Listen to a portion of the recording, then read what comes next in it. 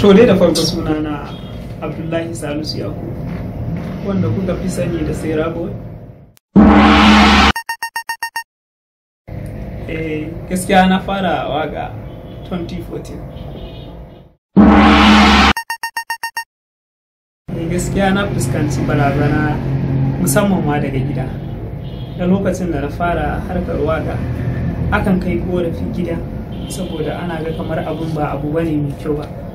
To da gida dai suka fahimci cewa yanayin ayyuka na ba wai ba ina ayyuka bane da ya saba. To gaskiyar magana sun bani goyon baya. Ana fuskanci barazana dangane da rayuwata lokacin da na shiga harkar waka, musamman a cikin industry na Hausa. Saboda yawancin mawaƙanmu sukan ɗaukaka wani abu ne wanda ba za su iya jawo wani wanda yake da ita jikin sukan ga kamar idan sun taimaka maka to kai in ka tashi za ka danne su, kuma abun ba haka bane. Duk zuciya tana alheri da mugunta. Wannan shi ne. Akan waƙan biki gaskiya na fara waƙa, ita ne first waƙan da na fara shiga studio a kanta. Gaskiya waƙa ta wadda dan ce na fijinta a jikina ita ce waƙa na labari na, wadda masoya na gaskiya sun fi kaunar waƙa, ita ne zaɓi.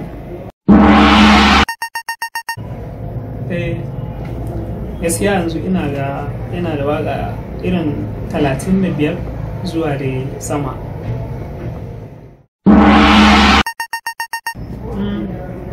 Bidiyoyina yana da bidiyo 5.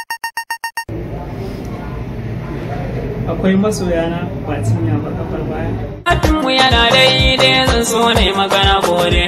Mai gudunmu yana haza mu ba ma tafiyar galla.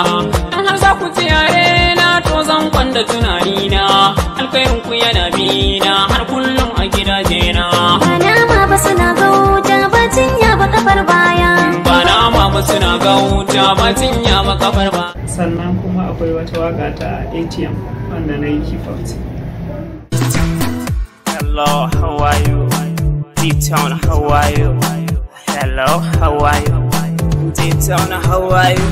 Falfa na daga, ruwan cikinta na zazzaga. Call me Alhaji, sai Rabo, CM na kiyam.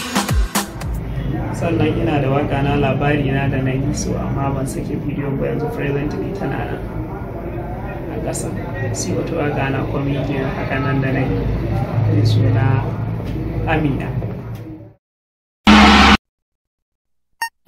Alhamdulillah na samu ci gaba da dama a harkar waka, ciki har da nasarar kyautar mota ma da aka yi min a garin Kaduna.